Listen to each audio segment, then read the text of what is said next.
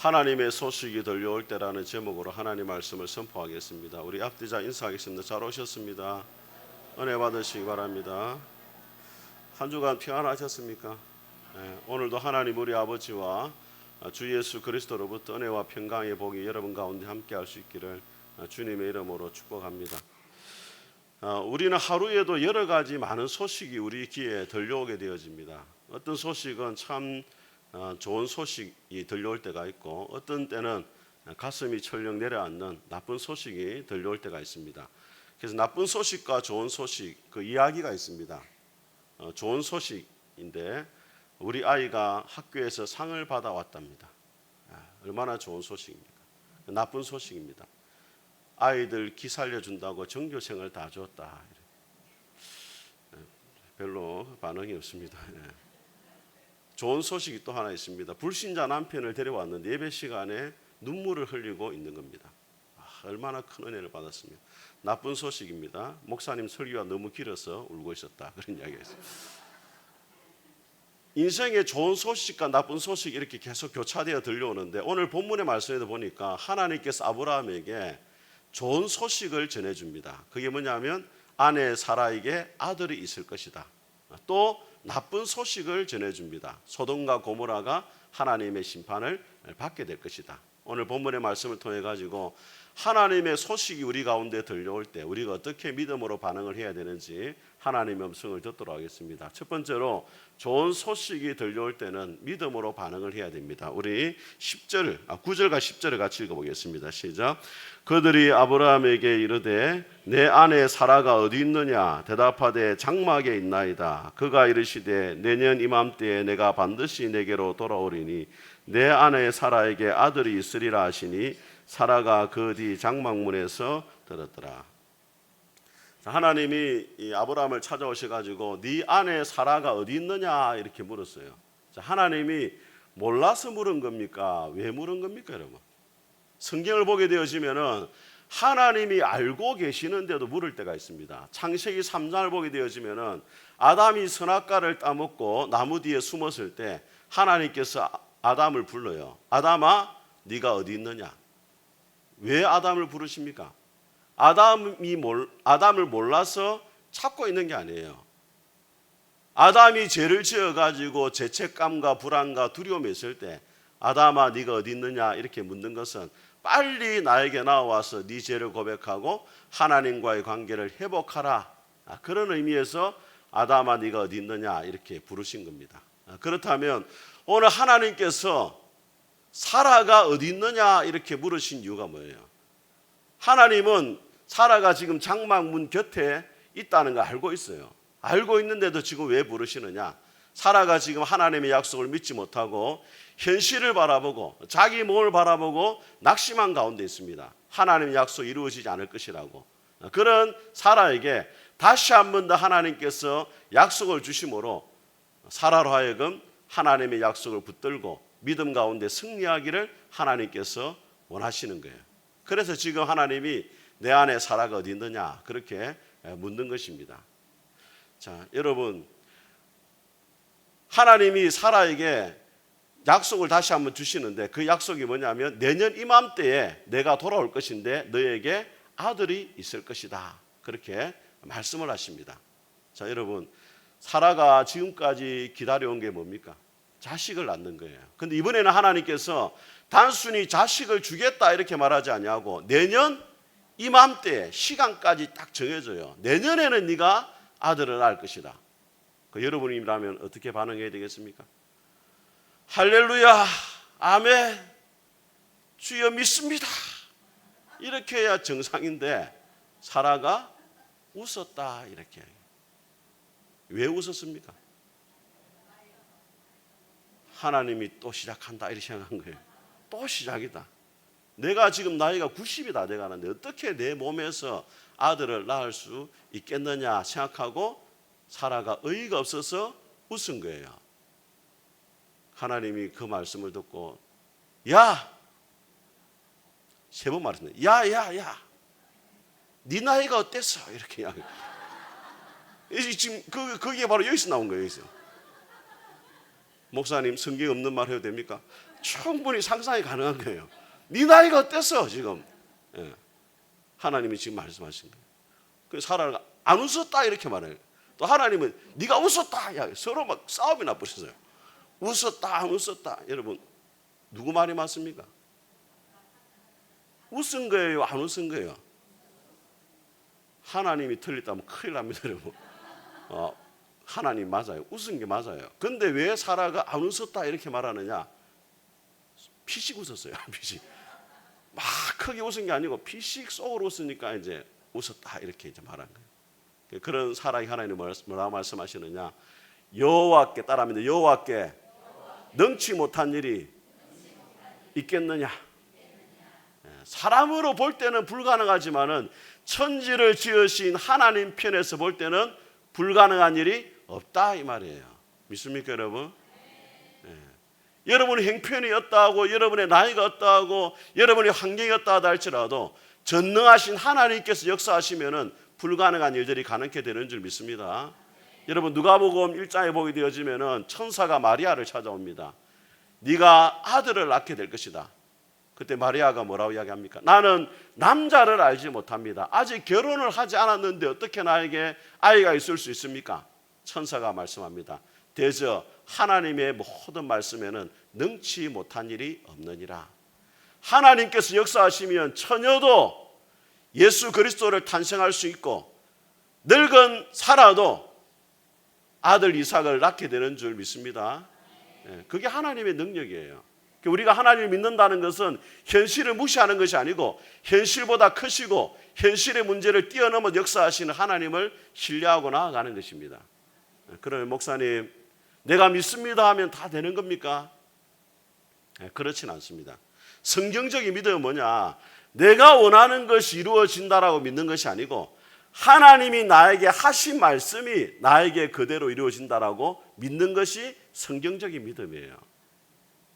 간혹 성도들이 자기 욕심을 가지고 하나님 믿습니다. 나에게 이런 일이 이루어질 줄 믿습니다. 이렇게 말하는데 그 성경적 믿음이 아니에요. 성경적 믿음은 하나님의 말씀이 나를 통해 이루어지는 걸 믿는 거예요. 여러분 모든 병이 다 낫지 않을 수 있습니다. 하지만 결코 너를 버리지 않겠다는 하나님의 약속은 그대로 이루어지는 줄 믿습니다. 여러분이 하는 모든 일들이 다 잘 될 수는 없어요. 그렇지만 모든 것을 합력하여 선을 이루신다라고 말씀하신 하나님의 그 약속의 말씀이 여러분의 삶 가운데 이루어질 줄 믿습니다. 하나님은 눈물이 없고 아픔이 없는 날을 약속하지 않았습니다. 그렇지만 이후에 하나님이 여러분의 눈에 모든 눈물을 닦아주신다는 그 약속의 말씀은 이루어질 줄 믿습니다. 유정욱 사모님이 함께 울고 공감할 수 있어서 좋다라는 이런 책이 있어요. 그 책에 보면은 대진표를 바꾼다는 이야기를 합니다. 대진표. 우리나라 월드컵을 할 때 가장 중요한 게 뭐냐면 누구를 만나느냐 하는 게거든요. 그래서 사모님이 이런 이야기를 해요. 여러분 다윗하고 골리앗하고 이렇게 대진표가 있잖아요. 누가 보더라도 다윗이 지는 거예요. 근데 왜 승리했느냐? 다윗이 누구와 함께 했습니까? 하나님이 함께 했잖아요. 하나님과 골리앗을 딱 대진표 올려놓으면 누가 이길 수 있습니까? 하나님이 당연히 이기는 거예요. 당연히 골리앗을 지는 거예요. 모세도 마찬가지입니다. 모세가 왜 그렇게 담댔느냐? 양치기 80인 노인과 애굽왕 바로를 대진표에 올려놓으면 모세가 질 수밖에 없어요. 근데 모세가 담대했던 이유가 뭐냐? 그 모세와 누가 함께 합니까? 하나님이 함께 합니까? 하나님과 바로를 딱 놓고 보니까 누가 이기는 겁니까? 하나님이 이기는 거예요. 유정욱 사모님 이렇게 말합니다. 본인이 말기암이 걸렸는데 말기암하고 유정욱 사모님하고 딱 대진표 올려놓으니까 못 이길 것 같아요. 근데 그 이름에 자기를 빼고 누구를 하나님과 말기암을 딱 대진표 올려놓으니까 자기가 이길 수 있을 것 같다라는 거예요. 신앙생활이 뭐냐? 하나님을 믿는다는 것이 뭐냐? 내 인생의 대진표에 내 이름을 빼고 그 자리에 하나님을 대신 올려놓으면 된다는 거예요. 그러면은 승리를 할 수 있다는 겁니다. 사랑하는 성도 여러분, 여러분의 삶 가운데 해결되지 않는 문제가 무엇입니까? 여러분의 인생의 대진표를 바꿀 수 있기를 바랍니다. 여러분이 문제를 해결하려고 노력하는 것이 아니라 여러분의 이름을 빼고 그 자리에 하나님을 올려놓고 하나님께 모든 것을 맡길 때 하나님께서 여러분의 삶 가운데 닫혀진 문을 열게 하실 줄 믿습니다. 자, 두 번째로 나쁜 소식이 들려올 때는 기도로 하나님 앞에 나아가야 됩니다. 자, 우리 16절과 17절을 같이 한번 읽어보겠습니다. 시작. 그 사람들이 거기서 일어나서 소돔으로 향하고 아브라함은 그들을 전송하러 함께 나가니라. 여호와께서 이르시되 내가 하려는 것을 아브라함에게 숨기겠느냐. 자, 첫 번째 하나님은 좋은 소식을 들려줬습니다. 네 아내 사라에게 아들이 있을 것이다. 두 번째 무슨 소식이에요?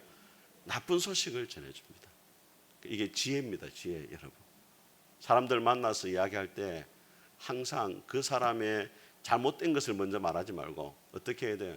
좋은 걸 말해야 돼요. 아, 집사님 우리 머리가 참 예쁘다, 옷이 너무 잘 어울리네 하고 나서 그동안 불만을 이야기해야 돼요. 그러면 이제 조금 상쇄가 되는데 처음부터 막 뭐라 하잖아요. 나중에 칭찬해도 안 먹혀요.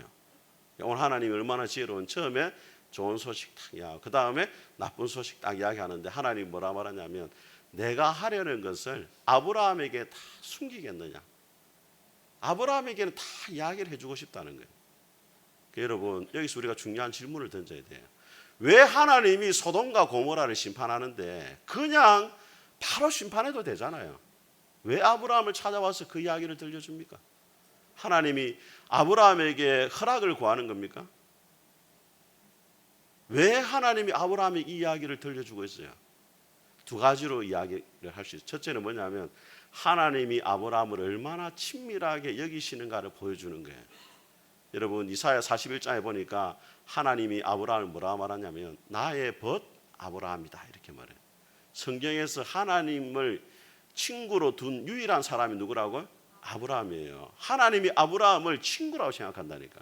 여러분, 사람이 얼마나 친한지를 어떻게 분별할 수 있느냐? 여러분하고 가장 친한 사람과 그렇지 않은 사람 어떻게 분별합니까? 별로 안 친한 사람은 그냥 인사만 합니다. 집사님 잘 지냈어요? 다음에 밥 안 먹읍시다. 밥 안 먹자는 게 거의 제 친구가 그러더라고요. 목사님 다음에 밥 안 먹읍시다 하더라고. 안 믿는 친구가. 그래서 제가 이렇게 문자를 보냈어요. 그 한 번이 참 오래 갑디다. 장례식장에 씨랍고 한 그릇 사주고 가는 사람 많이 봤습니다. 이렇게 이야기했어요. 한 번이 그렇게 오래 간다는. 그 별로 안 친한 사람이 밥 안 먹자 이런 사람. 진짜 친한 사람은 뭐예요? 마음을 이야기하는 사람. 자기 아픈 고민과 힘든 일들을 나눌 수 있는 사람이 진짜 뭐예요? 친한 사람이에요. 오늘 하나님이 아브라함에게 정보를 주는 게 아닙니다. 소돔과 고모라가 많을 거다. 하나님이 아브라함의 마음을 지금 나누고 있는 거예요. 그렇다면 여러분 한번 물어봐야 됩니다. 여러분은 하나님과 친한 사이입니까? 그렇고 그런 사이입니까? 네? 하나님과 친해요? 막 그렇고 그렇습니까? 망구 여러분 생각 아닙니까? 하나님과 친한지 안 친한지는 이렇게 분별해 봐야 돼요. 여러분의 마음을 다 이야기하는 건 좋아요. 하나님, 내가 이런 문제가 있습니다. 이런 어려움이 있습니다. 하나님 앞에 다 알려주는 건 좋습니다. 근데 진짜 성숙한 사람은 어떻게 되느냐? 하나님의 마음을 이제 헤아릴 수 있어야 돼요. 하나님의 마음이 지금 어디에 가 있습니까? 하나님의 시선이 지금 어디에 가 있습니까? 내가 지금 기도해야 될 사람이 누굽니까? 내가 지금 돌아봐야 될 사람이 누굽니까? 하나님의 마음을 헤아릴 수 있는 사람이 하나님과 친밀한 사람이에요. 하나님은 우리가 그런 사람이 되기를 원하시는 거예요. 두 번째로 왜 하나님이 아브라함에게 소돔과 고모라의 심판 소식을 알려주었느냐? 여러분 에스겔 22장에 보면 뭐라고 말씀하냐면 성 무너진 데를 막아서서 나로 하여금 그들을 멸하지 아니하고 그 가운데 틈을 막아서서 나를 하나님의 심판을 막아설 수 있는 사람을 찾고 있다 그렇게 이야기해요. 다시 이야기하겠습니다. 헷갈리네 저도. 성 무너진 데를 막아서서 나로 하여금 멸하지 아니할 사람을 그 가운데 찾다가 찾지 못했다 이렇게 이야기해요. 그 이야기 무슨 이야기입니까? 하나님이 성이 무너지고 심판을 받을 때 하나님의 진노를 막아설 수 있는 사람을 찾고 있다 이 말이에요. 여러분 출애굽기 32장을 보게 되어지면은 이스라엘 백성들이 광야에서 금송아지를 만들었어요. 하나님이 어떻게 합니까? 모세에게 모세야 네 백성이다 이렇게 말합니다. 네 백성이 부패했다 이렇게 말해요. 그리고 내가 저들을 심판할 거고 네 한 사람을 통해 큰 나라를 만들겠다 그렇게 이야기해요. 그때 모세가 뭐라 말합니까? 하나님, 내 백성이 아니고 주의 백성입니다. 이 백성이 광야에서 다 죽으면 하나님이 힘이 없어가지고 자기 백성을 광야로 인도해가지고 가나안 땅까지 인도하지 못했다고 하나님의 이름이 모독을 받게 될 것입니다. 하나님, 이 백성들을 용서해 주십시오. 하나님의 진노를 막았어요. 그때 성경이 뭐라고 말하느냐? 여호와께서 뜻을 돌이키셨다, 이렇게 합니다. 하나님이 왜 우상 숭배하는 이스라엘 백성들을 단번에 그냥 심판하지 않고 모세에게 내가 뭐한다? 심판할 거다. 왜 알려줘요? 하나님의 진노를 네가 막아서라. 나는 저들을 심판하고 싶지 않다. 네가 나를 위해 기도해가지고 저들이 용서받았으면 좋겠다. 이게 하나님의 뭐예요? 본심이에요, 여러분. 하나님이 지금 아브라함에게 왜 소돔과 고모라가 심판할 것이다, 왜 말하고 있느냐?